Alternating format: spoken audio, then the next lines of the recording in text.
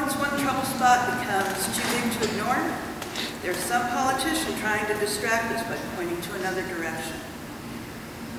Get one big enough, like Syria and Detroit, the economy, joblessness, criminals on Wall Street, criminals working in banks, criminals in Congress, become almost irrelevant. In fact, it raises the potential that we could all become irrelevant. A whole nation's people, out of context, with where it thought America was headed. Back home to fix things. So now we're being steered toward the Middle East. This is way more serious than Syria, folks. We're so conditioned to watching world events play out on the news as it's reported, not necessarily as things actually are, that somehow we forget that we're equipped to dissent, challenge, and question the status quo. We could act, but most of us choose to stay tuned remotely on our big screens or surfing the net, staying safely at home. Yet, safe at home is pretty much an illusion. Everything about our existence has become taxed to the exclusion of all that's fair, right, reasonable, even legal. Unless you're part of that 1% that's living off the rest of us.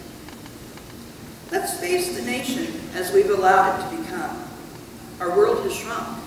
There's no longer an over there. The endless, ethicless morass that surrounds us at home and abroad, it's all on the same planet. And regardless of who pushes the next button, we'll all live with the outcome of whatever that choice is. Can we take another outrage? Like the just recently reported 300 tons per day of nuclear waste going into the ocean off Japan since 2011? Or Detroit going bankrupt? Or the federally sanctioned contamination of our food sources by Monsanto? Or the selling of food futures for vapid profit at the expense of people having enough to eat? Or belatedly protecting Syria's people after decades of looking the other way as thousands of its citizens were randomly picked off the street only to disappear or show up dead and or tortured later. Maybe nobody thought we'd notice or consider oil might be the reason for military action in Syria, like the war in Iraq, and of course that long ago Vietnam War. Not everyone knew back then that that was also an oil-rich region.